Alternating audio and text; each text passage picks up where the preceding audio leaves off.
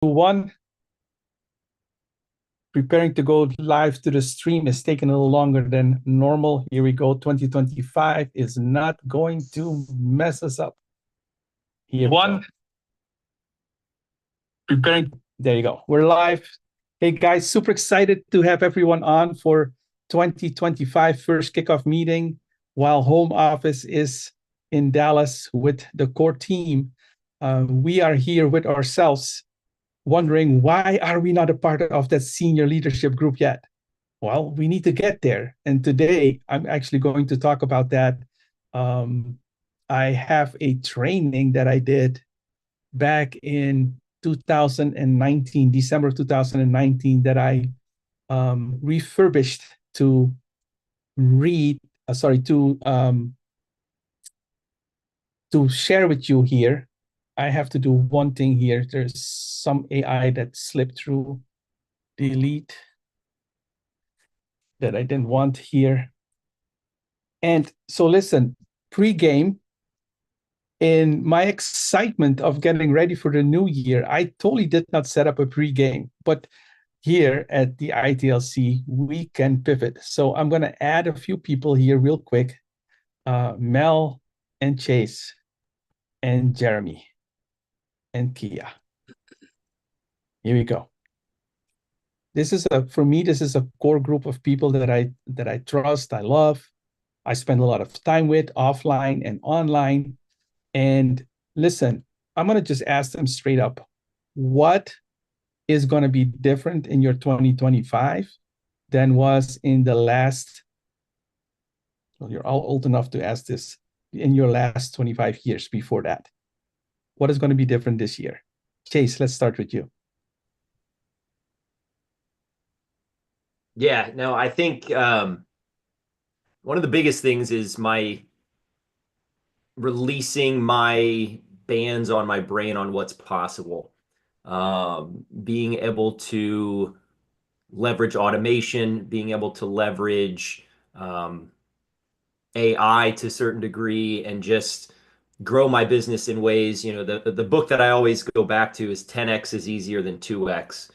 And so 2025 is just a year of surging, of pushing ahead, of not letting the limiting beliefs that I've had in the past. Obviously, Primerica works. We've seen example after example, but realizing that it doesn't have to be the same way that everybody else is winning. You don't have to be a Willie and Lorena Naranjo and have a $500,000 base shop. You don't have to be an investment guru. There are things in between, and to stay in my own lane is really what I'm focusing on in 2025 to get an explosion. So good. Don't put on the shackles on yourself, right? That's what most of us do. I will address that today, by the way. Kia. That's so funny. You're talking about the last 25 years. Don't you know I'm only 24? What are you talking I about? know, 24 in a few months. I'm sorry, I made a mistake in your case. No, it really is the year of intentional faith. Just a year of intentionality, period. Just being intentional in everything that I do in every aspect of the business. Sometimes we get so caught up in the minutia, you lose certain pieces, right? And so just being intentional and focusing on the business, and that it is the business and being a business owner, you know what I mean? So just being intentional and having intentional faith, and sometimes you just got to pop out. And so for this year, that's what it's all about, for me. Just popping out and being, like Chase was saying, just our true authentic self at all times. And when you do that, everything else is just beautiful. And so in learning of myself, I just can't wait to just pop out and show people. No, what's funny is if you guys know what I'm going to be presenting about, because both of you so far have referenced something I will be talking about in a few minutes. Mel. Yeah, when you asked the question, immediately three things popped in my head, and stuff that we've kind of talked about over the last several days in other channels. And the three things that I wrote down were standards, right market, and modeling the right behavior for my team. The slowing down to speed up, which of course, as we know, is 3 by 5. personally. So that was what I wrote down, was those three things. Set high standards, not a mandate. We don't have quotas here, but you need to have a standards on your team. And then if you're going to meet those standards, you need to focus on working in the right market. We've heard that. And, some of us, including myself, have not necessarily fought it, but haven't submitted to it. And I think that's the word, is submission, submitting to the system. There's a system in place. And if we submit to the system, we'll all get what we want in 2025. So good. So good. And then Jeremy. I think a lot of it is shocking my system, because we always talk about we do what we say we're going to do. And a lot of it is people wait till January 1st. Well, there's nothing really special about January 1st. I mean, I started my plan and what I'm going to do 2 weeks ago, because if I waited till January 1st, the only guarantee is that I'm 2 weeks later, 2 weeks behind. So if I focus on it now and I get it done now when I said I was going to do it, and hold true to that, my subconscious goes, there's something different here. This isn't the guy that said, oh, I'm going to wait till January 1st. He's in the gym, and then a week later, the gym's empty, right? Nobody's there because they didn't continue to do what they said they were going to do. They were just lifted on the high of January 1st. And guys, there's nothing special about January 1st. If you choose even January 7th and you say, today's the day I'm going to take charge of my business and take control of my life, that's all it takes. And so the intentionality and the tricking of the subconscious, playing to the subconscious, it's a game. That's all you have to do. And if you recognize the game and know how to play the game through programming and that, then you win in the end. And so that's where I'm focused on. And that's what's different. Would you say 25 years? That's what's different, is I'm learning to play the game through self-development, staying consistent. Wow. It's again a reference to what I will be talking about. So I guess what I'm going to be talking about is something that was very needed. I'll answer the question a little different for myself. 2025 is going to be the year for where I'm sitting of explosive collaboration. I have now learned from just the last 5 months that by collaborating with the field, so much more gets done the right way. And I'm super excited to continue down that path, because what we've been working here on the back end with a lot of the tools that we've been working on, I foresee that the business is actually going to be so much simpler for a lot of people. And I'm super excited about where that is going for everybody. Having said that, listen, Kia, it is almost time to kick us off. For those of you that are logging on a little late and just now logging on, Happy New Year. We're excited to kick off. Be part of these early pre-games, because a lot of little nuggets are always being shared in these pre-games. So here we go. Kia, can you kick us off for 2025? Bring it, girl. Bring it. Absolutely. Absolutely. Well, Happy New Year, everyone. Welcome to another ITLC. In case you have been asleep for the past 7 days, it is 2025 and we are here and we are live, and it is time for intentional growth. And so we are here with ITLC. If you didn't know, it is for the field, by the field. I am Kia Fromm, always excited to welcome each of you to such a fire and inspirational training. I am live from Detroit, Michigan. It is cold here, but we are always on fire when we are here. And in case y'all didn't know, y'all know I got to whisper it in your ear. Those Detroit Lions are #1 in their division. So let's go ahead and kick it off. Aristide, back to you. Let's get these nuggets, baby. All right. Thank you, Kia. I appreciate you so much. And yes, we haven't been asleep the last haven't been asleep the last, what is it now? 7 days, right? 6 nights. A lot of people are requesting to. I must have agreed to one of them by accident. Oh, well, you're lucky. Here we go.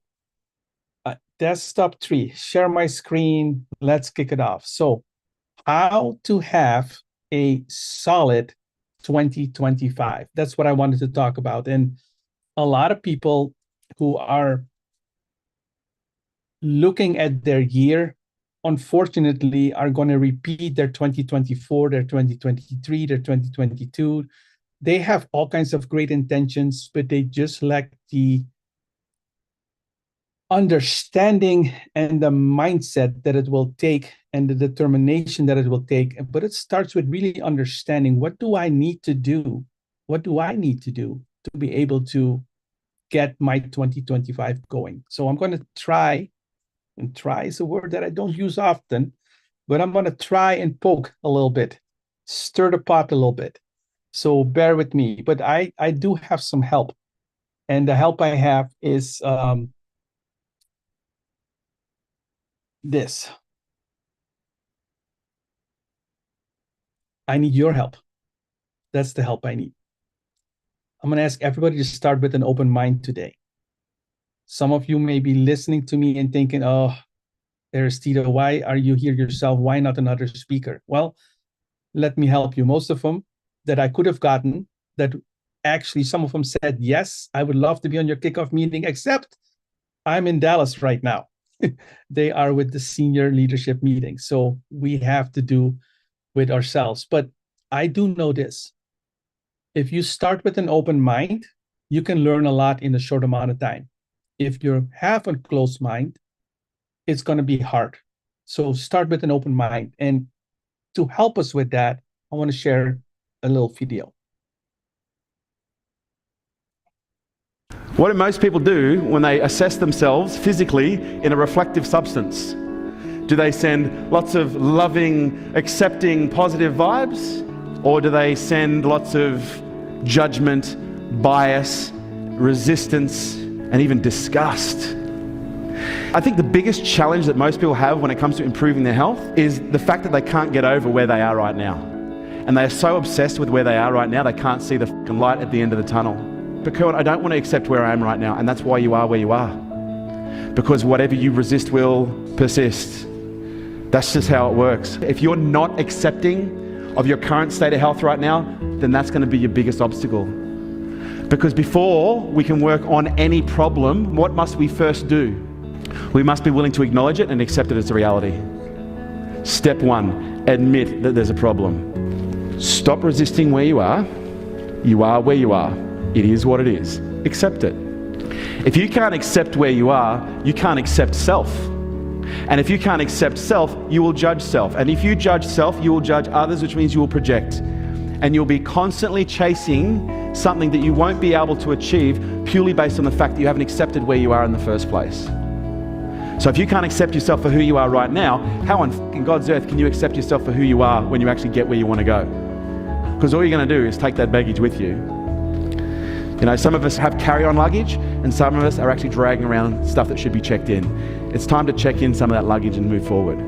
It all starts with self. We need to accept who we are if we want to become the person we want to create.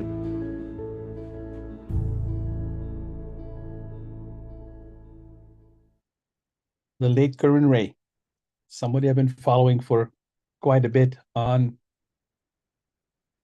social media. I think he was a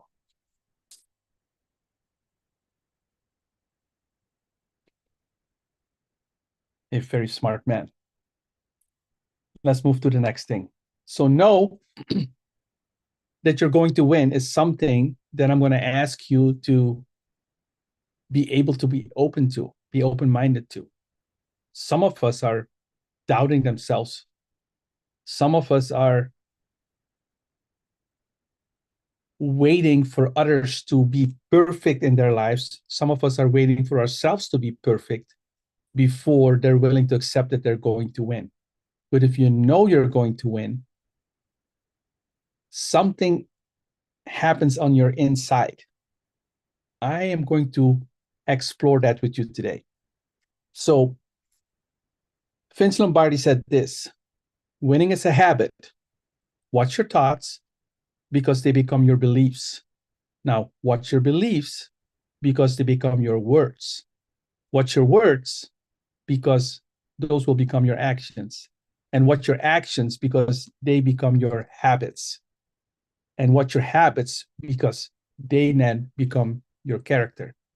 So now, if you don't like who you are right now, sometimes you can trace it back to your habits, to your actions, to your words, and the way you think. So you can actually reverse engineer yourself if you so choose, if necessary. Now, what are you talking about, Aristide? Another short video. In order for us to connect with our highest level of potential, we must be willing to look at ourselves, confront everything about who we are, the good, the bad, and the extremely ugly, and be willing to go, you know what, I really don't like this about myself, but I accept it is a part of who I am in this moment. There's an old saying, know thyself. And why do you think this saying has been referred to and perpetuated for so long? It's important. Damn it. Why is that such an important concept to know who you are? Because the chances are the person that you think you know is not the person that you should know. The person that you think you know is probably a false representation of yourself that you think you've had to create in order to get where you are. And I'm here to tell you, it's not going to get you any further. In order for you to go to the next level, to the highest level in business, there is a demand from the market. There is not just a requirement, there is a desperate need for authenticity. There is a desperate requirement for people wanting to do business with people who are very comfortable with themselves, who know who they are and are okay about their flaws. We spend so much time beating ourselves up, resenting ourselves and others and around us, but ourselves specifically, about our faults and our weaknesses when we don't actually realize our faults and our weaknesses are by design there for you to become conscious of so that you can work on them, so that you can reach your highest potential. You cannot reach your highest potential without work. It just doesn't go that way. It just doesn't happen that way. Because what I can tell you right now, you trying to cover up your flaws is a weak attempt at trying to be perfect. And when you try and cover up your flaws with a weak attempt at trying to be perfect, you're going to attract other people who are trying to cover up their flaws in a weak attempt to be perfect, and you're going to have what's called inauthentic relationships. What do you think is the lifespan of an inauthentic relationship? Nowhere near as long as an authentic relationship.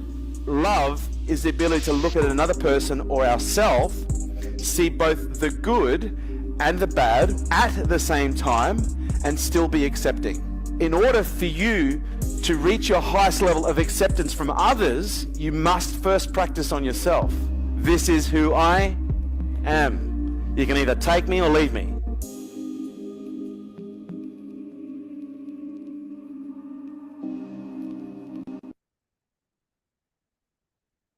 Yeah, you talked about authenticity. Here it is, right? So why am I sharing that video? Why am I sharing this video? How then do you do this? How do you go and tell yourself in the mirror, but I love you. I see your flaws. I see your good things. How do you do that? Most people are stuck with that, because if they would have solved it, we'd all be $1 million earners right now. We've all solved this problem, right? So NLP. What does NLP stand for? Put it in the chat. NLP, what does it stand for?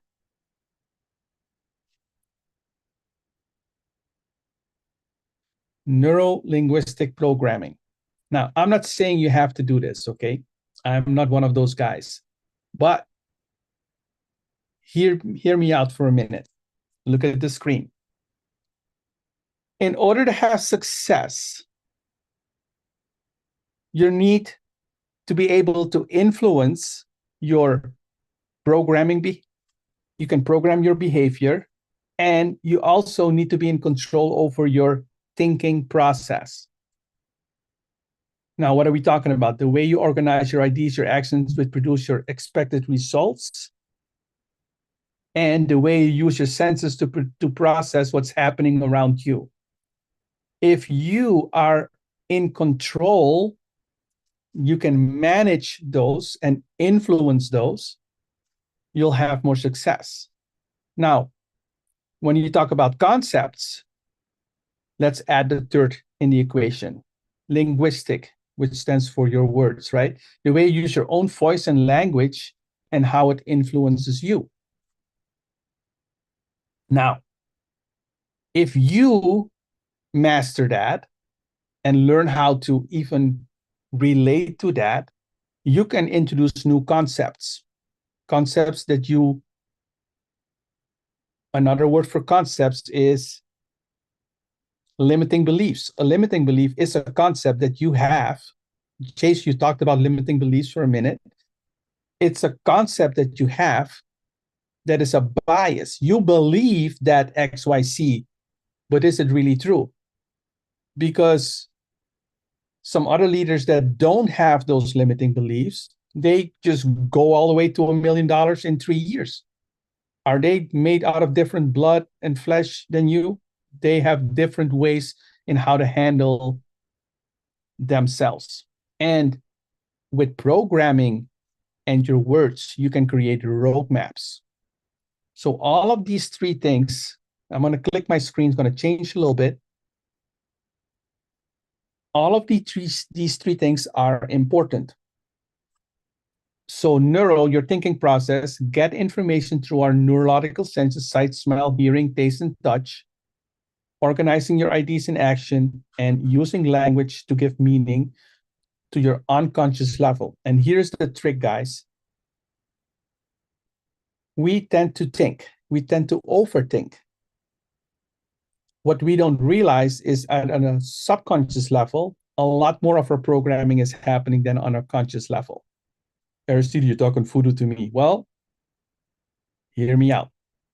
Don't hear me out. You can actually Google on this. I've tried to explain NLP to you in 3 minutes. You can read 3 years on it and still have about 15% of all the documentation that's out there on NLP.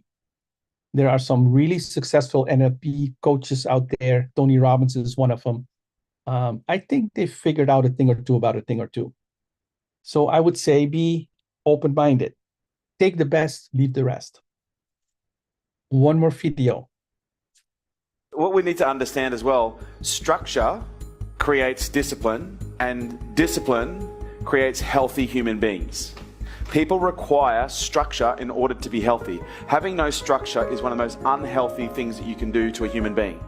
Same as with the dog. If you allow a dog to do whatever it wants, whenever, so basically it's what's called when you humanize a dog and you give it no dog boundaries based on an understanding of the boundaries that a dog needs in a pack environment in order to be healthy. When you allow a dog to do whatever it wants, what happens to it? It becomes anxious, aggressive, or very nervous. And when a dog becomes anxious, aggressive, or nervous, it starts misbehaving. And everybody blames the dog.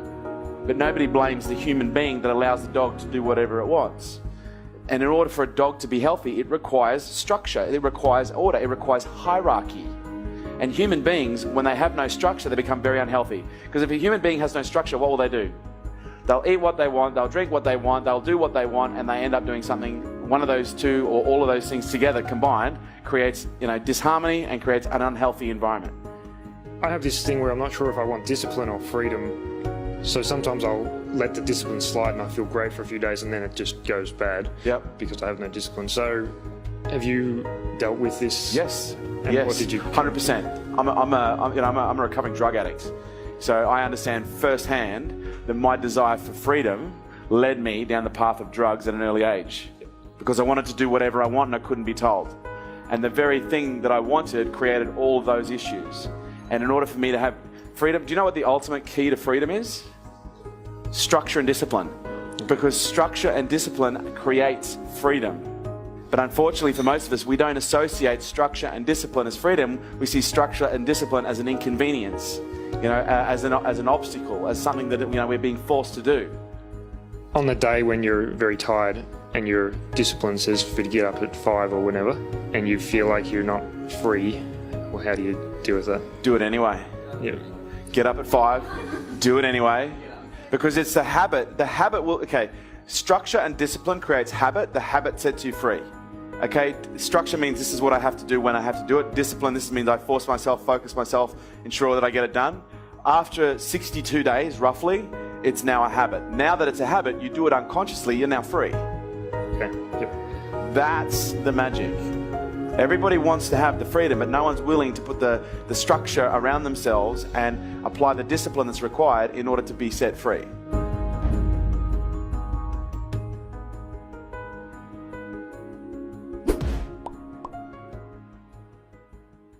I'm sharing this with a lot of friends right now.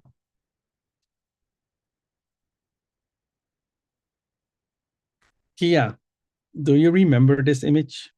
I created this image, I think now 6 years ago for Kia. Kia and I were having a conversation. Kia was in my base shop, guys. And Kia said, discipline. You're talking about discipline and I came here for freedom. I wanted to be my own boss. And now you're telling me what to do. And I'm like, okay, I see the disconnect there. There's a disconnect. And most of us have that, right? I came here, I signed my IBA, I'm an independent business agreement. I know what, but you don't, but here we are, and we're telling you, you should listen to your coach. You should have accountability. There seems to be a disconnect in that. Remember, I asked you to be open-minded? Well, in a coaching relationship, does your coach have your best interest in mind or his best interest in mind? If you can determine that your coach has your best interest in mind, you got a good one. If it feels you're being coached only because it is for their interest, I would submit maybe find another coach. But before you do that and run away from your current coaches, oh, he's only doing this because it benefits him or her. Remember that thing bias that I talked about? Yes. Are we sure? Are you sure that what you're telling yourself is true? So then go verify it. If you find 1,000 people around you that say the same thing about your coach, you probably are correct. If you ask that question out loud to other people around you, hey, I feel that Aristide is coaching me in a direction that I'm not sure if it's for my benefit or for his benefit. And if they are not willing to defend that person, if no one is willing to defend that person, then maybe you are correct. But if some people are willing to defend that person, then it's probably someone who's willing to coach you toughly, and you're not willing to accept that yet. Be open-minded is what I asked you at the beginning, right? Discipline does not, I remember writing this down for Kia, is not a restriction. It's actually your path to freedom. But how long does it take? What did Kerwin say? Some people are asking, who's that? Kerwin Ray. How long, put in the chat, did Kerwin say it would take you to reprogram yourself? Yeah, this myth out there that it's 21 days, I don't know. Some people just regurgitate stuff that they hear from other people. Be careful. Don't be one of those people, right?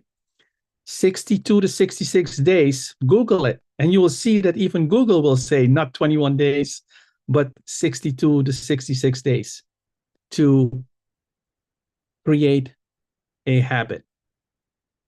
All right? So keep that in mind. Discipline equals freedom. I have a friend who eats the same lunch every day. He's disciplined.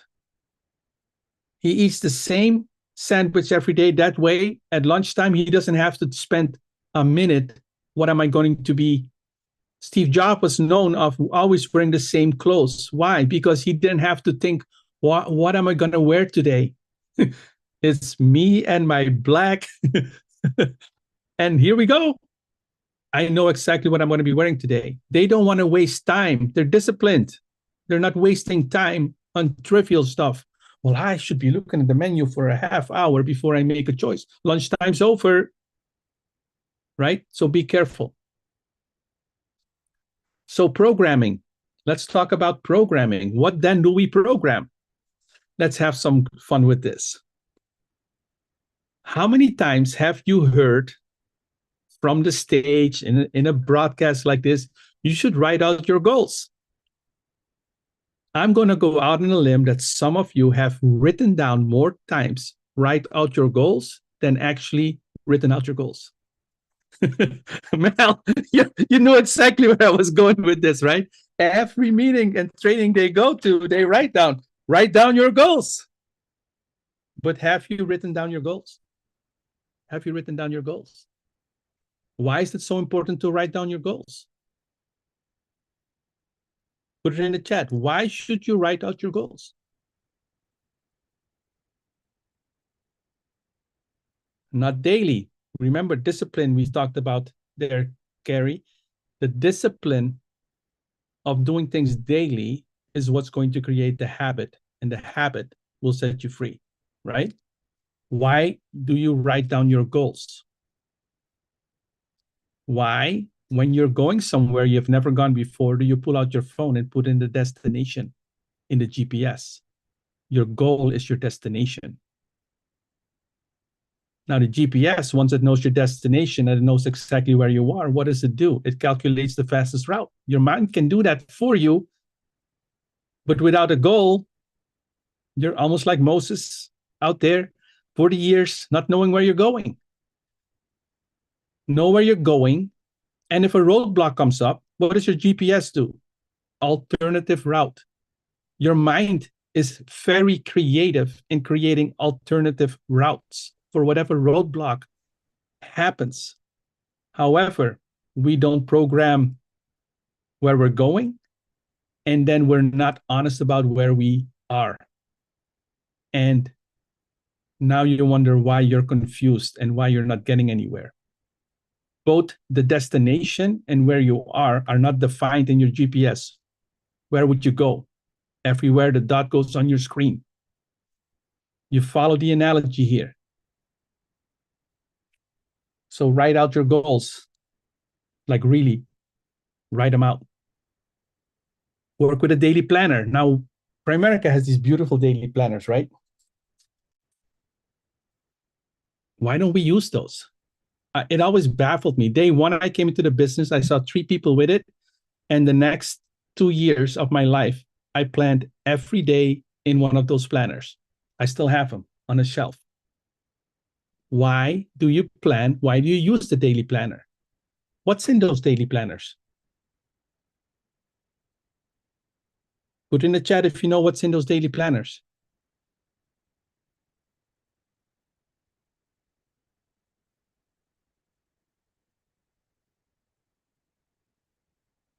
What does it start with? Write out your goals. It's right there at the top. What do you end your day with? Write out your goals. What's in between it? Your appointments. How many you've set? How many you've been on? How many recruit appointments? It breaks it down. Everything you need to know for your business, for your Primerica business, is in one of those 90-day planners. Work in 90-day spurts. Is it by coincidence that in these 90-day planners that they are actually for 3 months, 4 per year? And I think they're beautiful. Why? Because not only are you planning your day, not are you only planning your week, not only are you planning your month in them, every 3 months there is a little bit of an evaluation going on. I'll talk about that in a minute as well. And at the end of the book, every person that you meet, every person that you prospect, you can even jot them in there. Everything you need is in there. There were people that I reached out in week 2 that I put in planner week 2, planner number 1, that finally got recruited 7 months later, 8 months later. And you can track them in my daily planners. You can just see how it went. Work in 90-day spurts. It creates structure. What did Kerwin Ray say about structure? What did Kerwin Ray say about letting those dogs do whatever they want, do what they want, drink what they want, eat what they want? What happens? Structure is what's going to create the discipline that creates the habits, which would set you free. So know the order of that. Is the planner still available? Absolutely. Absolutely available. Okay, this one. How many times have we heard about affirmations and saying your affirmations daily? How many? Put in the chat.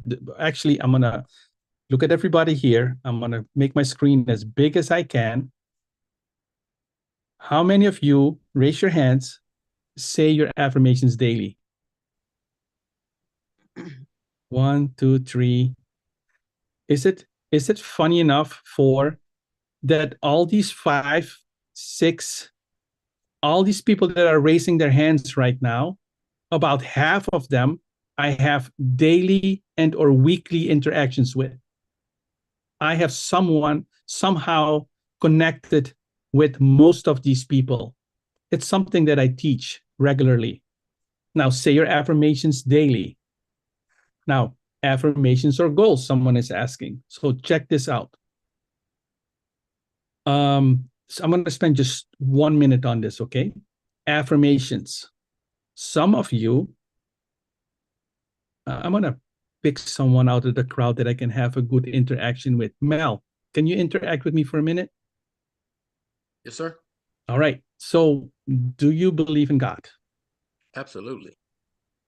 If I tell you your God is a figment of your imagination, he is not real, can I talk you out of your belief? No chance.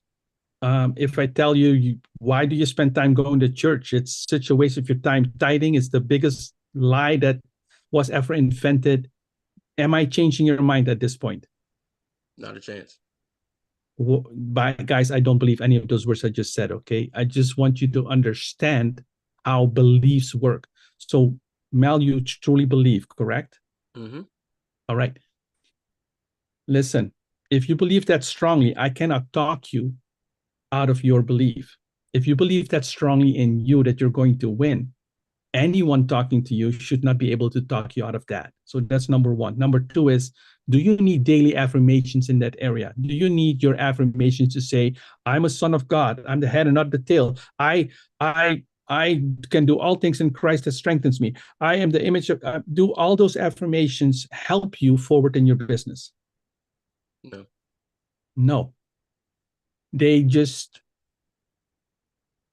are true, but it's not what you need reprogramming with.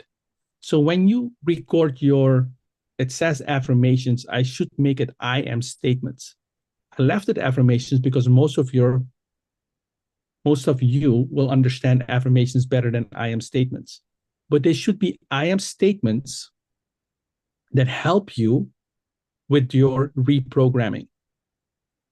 Because right now we're programmed in a way that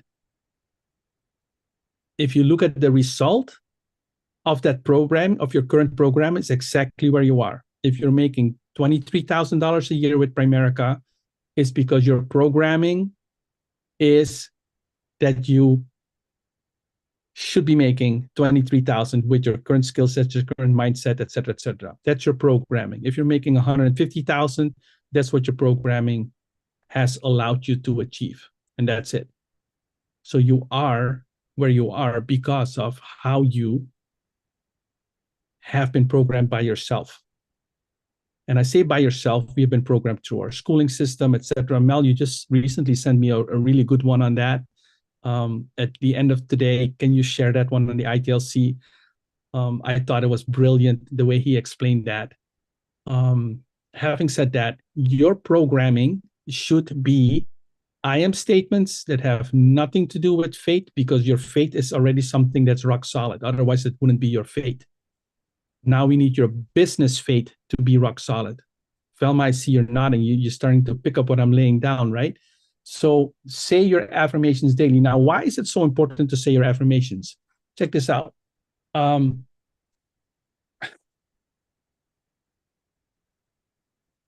going to say even record your affirmations. Why is it so important?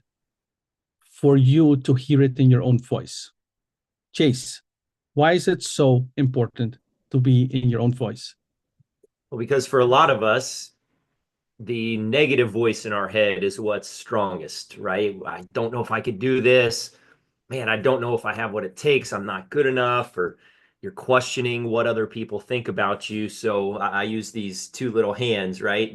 You're getting that loud voice in your head or on your shoulder telling you what you're not good at, telling you what you shouldn't be doing, and oh, that's not for you. What you need is a voice that's louder, but it's your same voice, because that's what you hear the negatives in. But now you got to make a positive recording of the same or of that opposite, positivity that you could listen to on your own and hear yourself doing it. A lot of us hate our own voices, right? So that's been probably what I've heard the most is, oh, I don't like how I sound.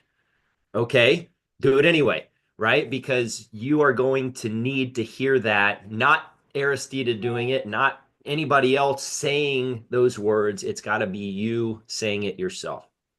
The funny part is when people tell me that exact statement that you just said, I don't like my own voice. When I dig a little deeper and they allow me to, oftentimes, I'm not saying it's always, but oftentimes it's people who have a lot of negative self-talk. That's why they don't like their own voice. Oh, I don't like the sound of my own voice, because that voice is telling a lot of crappy stuff to them, right? So here's Velma. Again, I'm looking at you. I see your responses there. Here it is. I don't think I can make RVP this year. I am an RVP. I don't think I can make RVP. I am the best recruiter in Primerica. You just go louder with that other voice than that other one that's nagging. We all have that nagging person in our life. Well, but what we don't realize that the biggest nag we have is our own negative self-talk. So we need to be louder with that voice. That one needs to be loud, like wow, loud, right? Really loud. Turbo, can I play your affirmation? Yes, of course. Your I am statements. Yes. All right, let me share the I am statements that I've been working with Turbo and a few others in a smaller group. And one of the things we did in that group is record our affirmations. And the instructions I gave them were as follows. This is not about religion. This is about your business. And when you do it, imagine yourself talking at a convention. The whole audience is there. And you are telling them who you are. You're telling them what got you here. Here we go. I am a confident leader of 100 RVPs. I have $10 million earners in my hierarchy. I am a massive recruiter. I inspire everyone around me to achieve greatness. I am a huge center of influence in my community. I am a powerful, unstoppable force who is worthy of this amazing life I have built. I am living a life of significance and saving people from a life of mediocrity. I am a talented and respected coach of winners.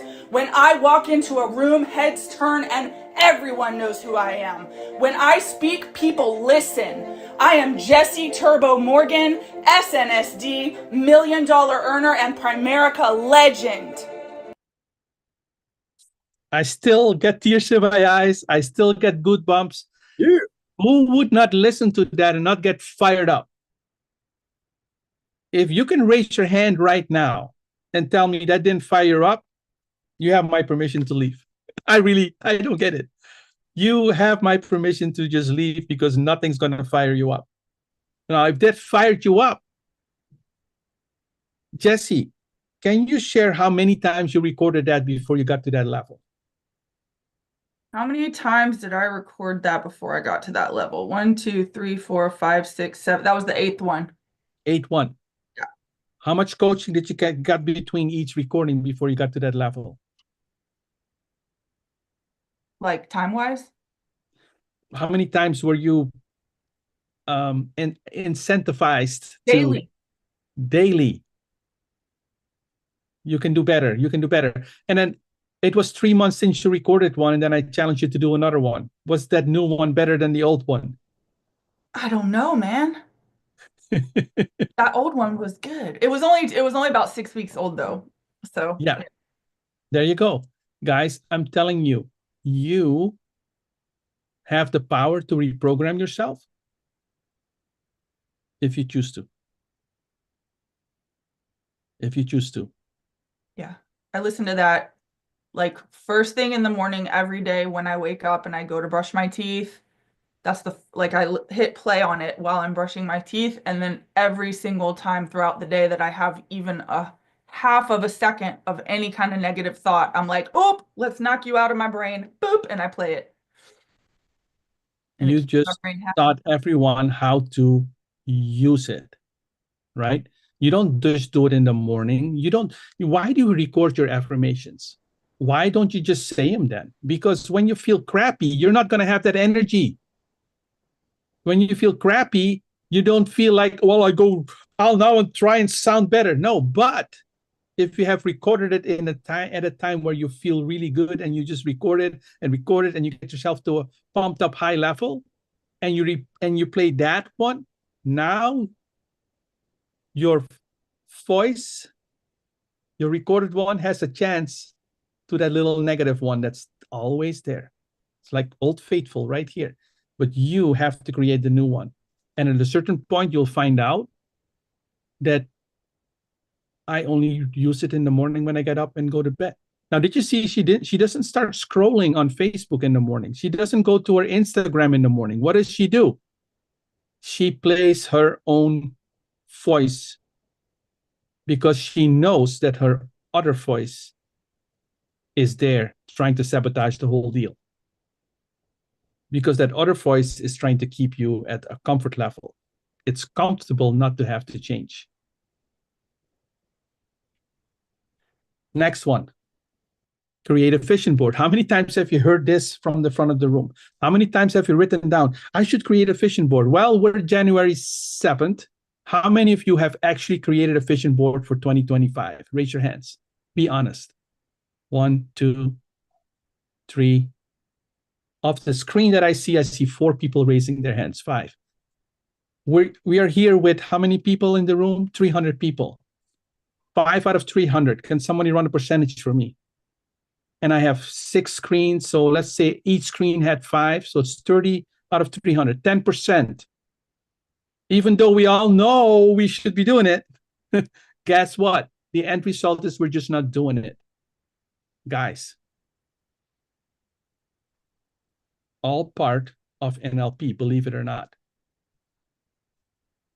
Have your goals in front of you 24/7. You've also heard this said many times, but do you do it? Are you like Nate?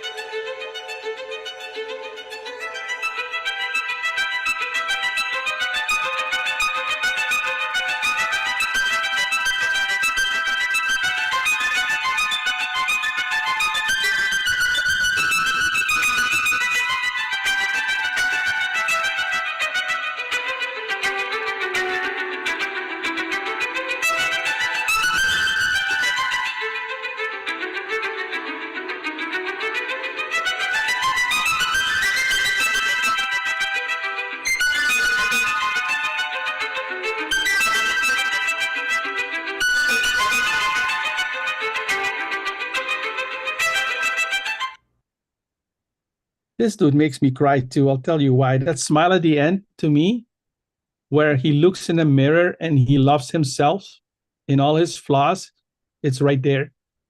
It's right there. And everywhere he goes in his little apartment, nobody knows his name, but the 300 of you, his name's Nate. He had 37 views on that and 1 person that loved it. I was the only one that loved it. Right?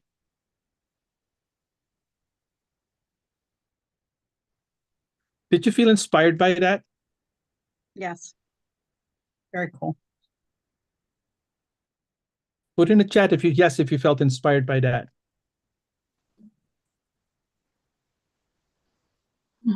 Listen, you don't know who's watching you.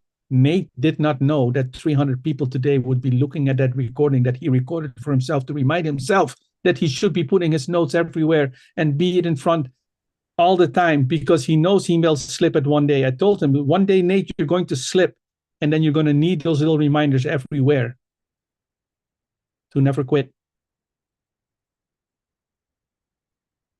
He took that to heart. Do you have someone that's that coachable on your team?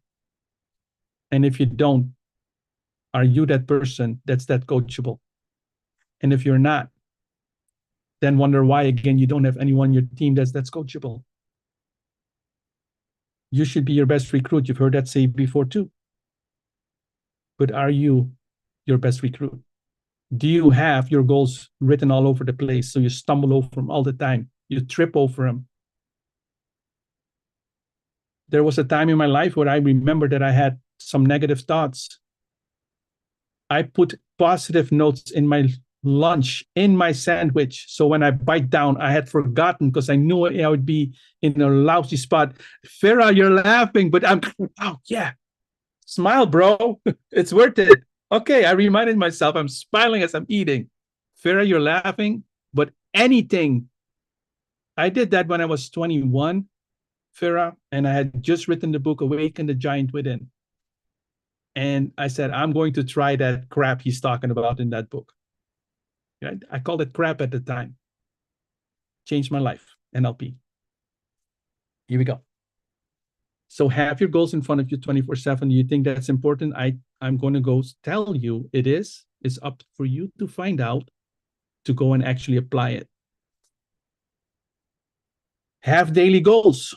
Well, a lot of us have goals. I'm going to be XYZ by then and that day. You can break it down to the ridiculous and then break it down. So what do I need to do daily? If you know you want to go RVP by August of this year, you can look at your guidelines and realize, okay, if I look at the guidelines and I need to do 20 by 20 by that date, what do I need to do then the month before? What do I need to do the month before? And then you go all the way down to today and you break it down to how many appointments do I need to set today?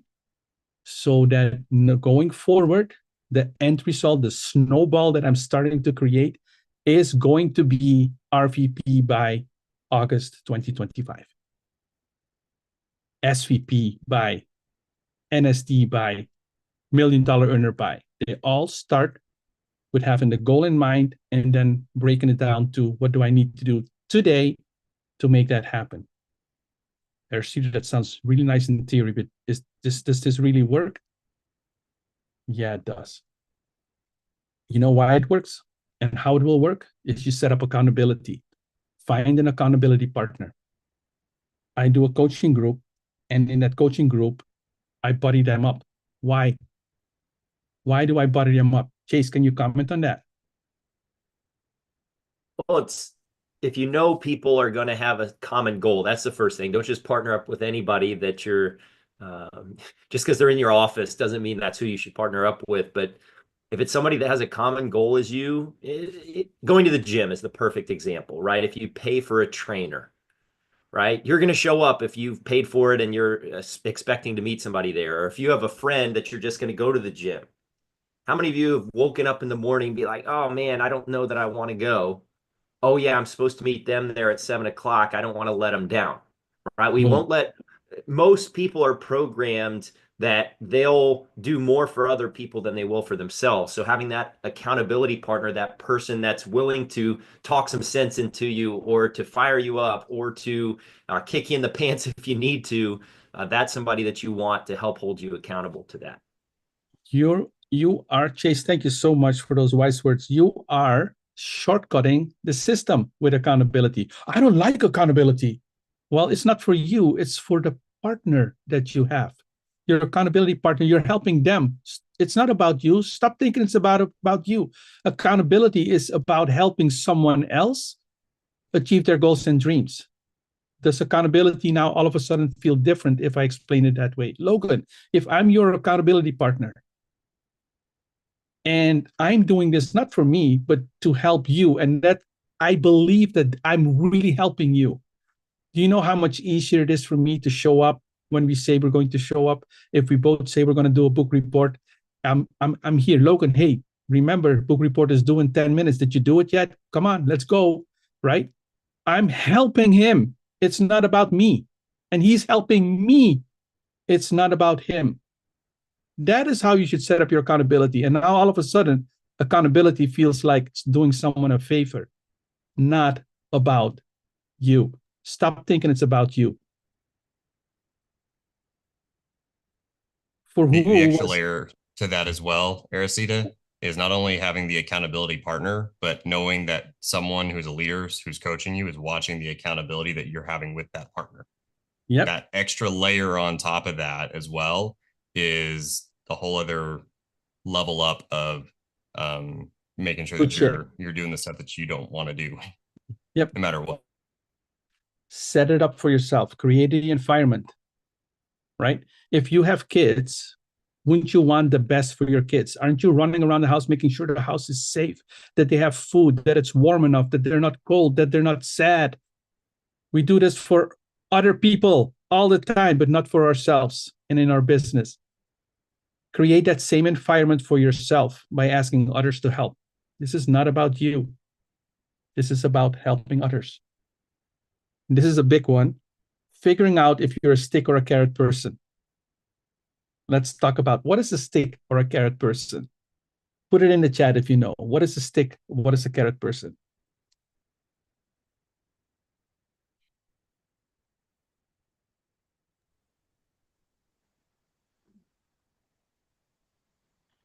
Stick versus carrot.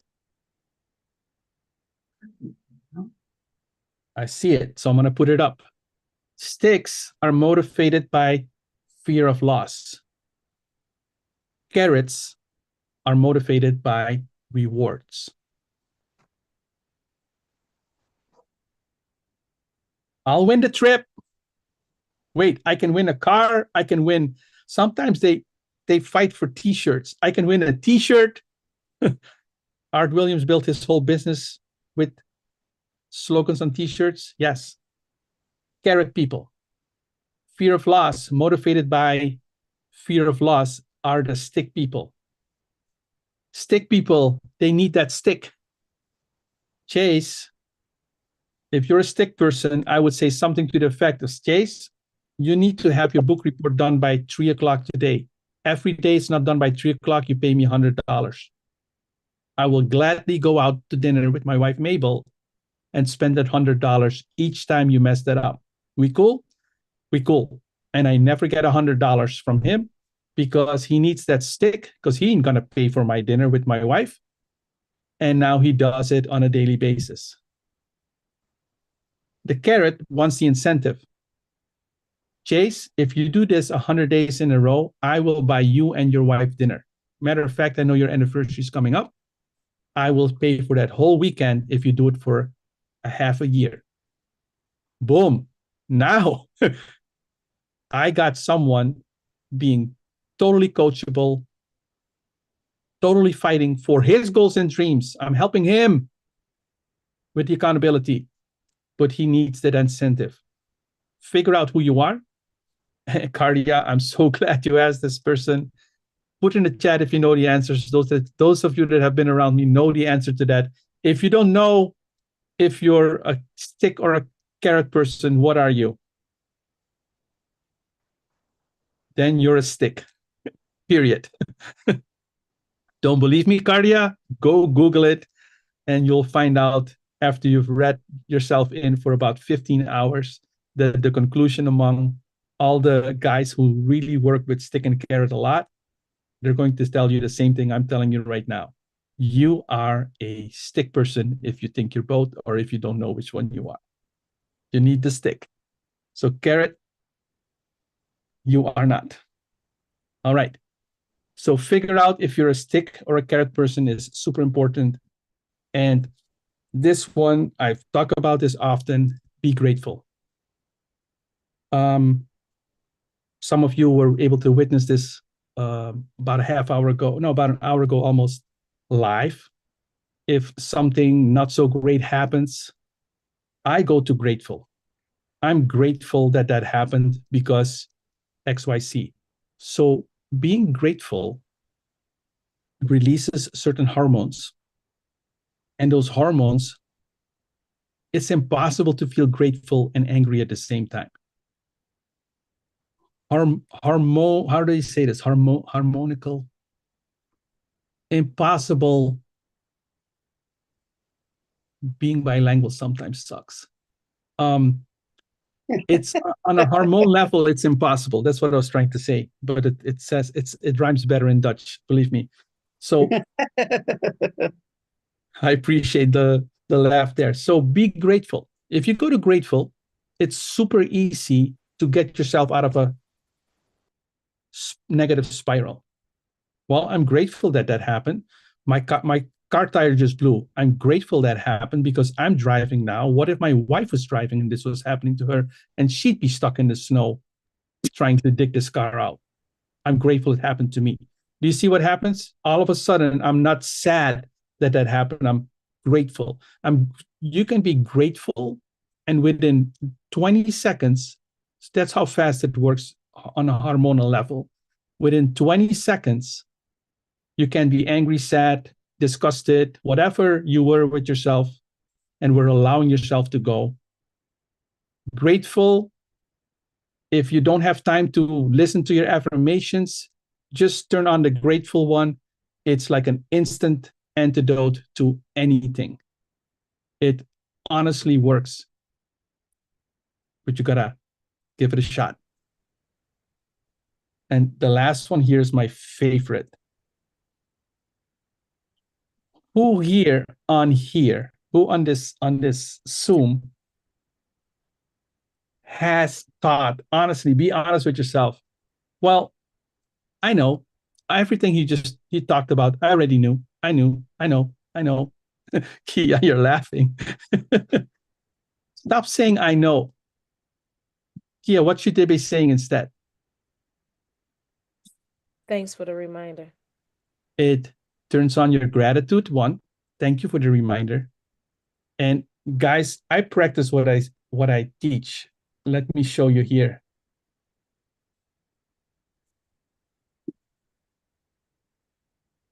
This is a text from Jeremy McCall today. Friendly reminder, today restarts bootcamp crew at 11:30. If you think that I didn't know that, I knew that. And I could have said, I know, buddy. But what do I text him back? Thank you for the reminder. Thank you for the reminder. Guys, thank you for the reminder is another shortcut. Your wife tells you got to do the trash today. I know. No, thank you for the reminder. She feels good and you feel good. It's a win-win. Are you picking up what I'm laying down? Renee, I see you nodding there. It's a powerful one. You got to pick up your socks by your bed, Renee. Thank you for the reminder. Oh, at least he wasn't angry with me. I just saved the marriage right there. Renee is laughing. Good. So stop saying I know and start saying thank you for the reminder. One more with Kerwin, our last one. For me, through my entire transformation, consciousness has played a central role. Consciousness is understanding this. You process 16 trillion bits of information every 1 second, but the average person is only aware of 2,000 bits of that information every 1 second. And the rest of it is filtered out. What does that mean? It means that there is an enormous amount of stuff going on and you are completely oblivious to it. The information that you see is governed by the things that your brain has been wired to determine as important, okay, or threatening. What my goal is I want to raise your level of awareness and raise your level of consciousness. You can be conscious, I am aware of that, but unless you have the partner to consciousness, it doesn't matter how fucking aware you are of anything. This is the marriage. Consciousness comes with a catch. Oh yeah, I know that that's happening, but that's not my fault. You will find it very challenging to embark on the journey of consciousness if you're not willing to take full 150% responsibility for everything you find when you turn the lights on. Because the reality is when you turn those lights on, you're going to see a lot of mess. When we make the decision to become more conscious, first of all, you would probably become very overwhelmed. And what is overwhelm? It's information overload. That is going to trigger what? Stress. And stress is going to have a biochemical effect. This is obviously stressful, and your body releases a little hormone called cortisol. And cortisol is magical. It has this incredible ability within 7 minutes to halve your IQ. It makes you fat, it makes you old, and it makes you stupid. Now, who would agree that sounds like a pretty severe catch-22? Dude, you said the key was consciousness, but when I become conscious, I get fat. That doesn't make sense. How do we make sense of all of this? We take responsibility. The biggest challenge for many people is they're so busy giving other people their power by blaming them. Well, it's your fault that everything turned to shit. Okay, I just gave you my power. It'll be one of the greatest decisions that you ever make is to accept full and total personal responsibility. So in order to be conscious, we must be willing to accept full responsibility for everything we see when we turn the lights on. If we're not, we are going to experience very high levels of repetitive pain. Now, pain isn't a bad thing. Pain is a great awakener. Pain wakes people up.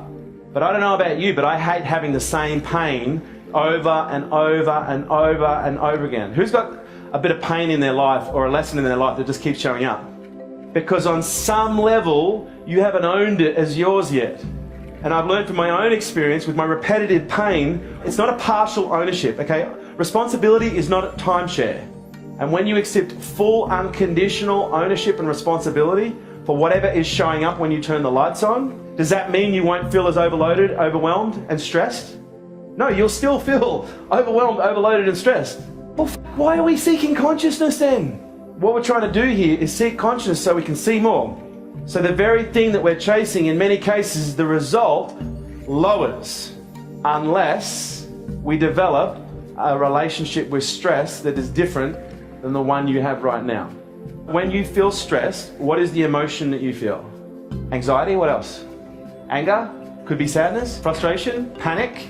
Imagine for a freakish moment, instead of feeling any one of those emotions, you trained your psychology to experience gratitude.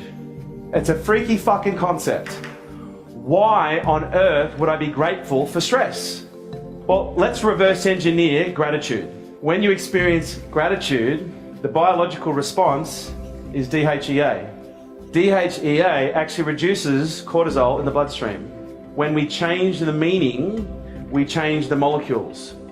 Gratitude is the key to heightened levels of consciousness. Learning how to be grateful in every moment will allow you to see more of what is already there and see more of what you're missing. There's a saying that is often used in recovery for people that are going through a treatment for addiction. They say life gets better when you're sober. One of the things I've learned is life gets better when you're conscious. But consciousness without responsibility equals pain. You must be willing to own your shit.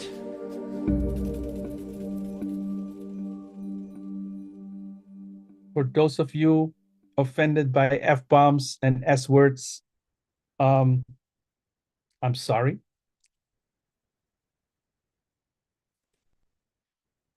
But sometimes you just got to hear the F-bomb and the S-word to make it really want to own your shit. And whatever he said in that video, I think an easier way to remember it is if you go to gratefulness, it's a shortcut. But let that video be the underlying foundation of a new belief that you have that I need to practice gratefulness. Because if I practice gratefulness, my life will be easier. My life will be simpler.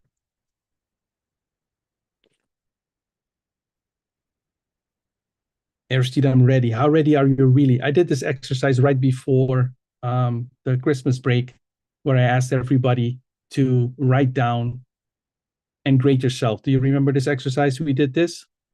Go back to this. This is part of this whole thought process. And be honest with yourself. Are you truly, did you master prospecting? Did you master appointment setting? Did you master presenting? And I shared with you that I thought I was the best presenter until I was pointed out that I wasn't securities licensed at the time. So how can I master presenting if 50% of the time I cannot even do the right job for the clients because I wasn't fully licensed yet? So you cannot give yourself an 8. I'm great at the recruiting presentation. No, you only know one part of the many things that you need to do. Take it in a minute, thanks. So I want to end with this last video, and I know we're going to go over, but I think this one drives the point home. Are you guys okay with going a few minutes over today? There's 2 ways that you can operate in your business. And by the way, these are addictions in your business. And you are either addicted by playing below the line, where you are addicted to activity. A symptom of activity is someone who is busy all the time, never has any free time. If you do not have any free time, that is a symptom of really bad planning. People who play below the line have been convinced, they've been told the story. In order for you to be successful, you must be busy. You got to work hard, man. You got to work hard. You got to do the long hours. You got to put the time in. Now, unfortunately, if you're a busy person who doesn't plan, chances are you focus on the things that scream the loudest. And oftentimes, the things that scream the loudest aren't the most important things. They're just things that are screaming the loudest. If you don't have the time to invest 12 times a year, at least 4 at a minimum, to plan, dude, go get a job. It'll be a lot easier for you because you'll get a lot more time and a lot less responsibility and a lot more consistency in your life. But if you really want the spoils that business can give you, then you need to learn how to play above the line. And above the line is where you become outcome focused. The quality of your business is not governed by all the things you start. The quality of your business is governed by the things that you complete. So you must learn to playing above the line is where you become laser completion focused. You become focused on completion, not focused on busy. But what I want to suggest to you is when you learn how to play above the line, okay, 1 month's worth of work is now 4 months worth of work. It's no longer just doing more of what you're already doing, it's doing more of the right things. And when you do that, kapow. You are constantly focusing on the results and the outcome, and you're never falling victim to the seduction of being busy and going, I've been so busy this week, I must have been productive. Do the metrics say you've been productive? Does your plan say you've been productive? And by the way, your herd will have a dramatic impact on where you focus. Meaning, you're all in a herd, okay, you all are mammals, okay, mammals typically are, well not typically, they are a herd species. They feel safety in numbers, and as a result, we typically acquire and we pick up people along the way in the form of family and friends. Your herd might be 2 people, it might be 20 people. If your herd is activity focused and you start becoming completion focused and you start engaging in hyper productivity, what will that be to those people? You become what's called a social threat. Seriously, listen to this. You become a social threat because all of a sudden you are now getting shit done, and you're getting a lot of shit done, but they are just busy. And they look at you, and you might think this is the time where they come and they go, oh my God, you're amazing. No, they don't typically. Not unless they are already a high performance herd. A high performance herd will go, it's been about time. We've been trying to get you there. A low performance herd will be like, ooh, that sounds risky. Why don't you just take some time out? You're working too hard. Just relax. You don't need to go into business. Just go and get yourself a good job. Has anyone heard something like that before? Why are you going to a seminar? Just the word sounds shonky. It must be a ripoff. I have this intuition. A low performance herd will do everything in their freaking power to sabotage your high performance, not because they don't love you, but because they do. And the reason they sabotage your performance because they do love you is they don't want to lose you. And they see you performing highly as a threat, because at some point they're going to go, well, if you are a threat, this is 99% of this is unconscious, by the way. You're a threat, one or two things are going to happen. I'm going to pull you back in the line or you're going to leave me. And I am far more scared of you leaving, because leaving is the ultimate form of rejection. So I'll do everything in my power to keep you where you are, just to demonstrate that I love you.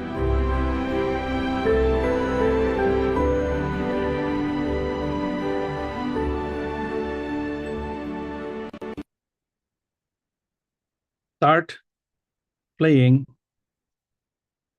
above the line. For those of you that have been asking, where did you find this guy? He's been around since I can remember the interwebs. I started at the beginning. I'll say it one more time. Gerwin passed away at the end of last year. And today I wanted to highlight him and teach you some of his teachings, because I think that guy was phenomenal, and the way his mind works and the way he was able to teach, influence many that have never even met him in person, change their lives. I think he deserves all the honor. So having said that, I appreciate each and every one of you. I will catch you next week. If you had value today, put in the chat value. And with that, we close out. Kia, thanks for helping. Jeremy, Chase, Mel, Jesse, Nate. You guys are absolute studs. I appreciate each and every one of you. Felma, thank you for being here and participating the way you did. I love you all. See you on the next one.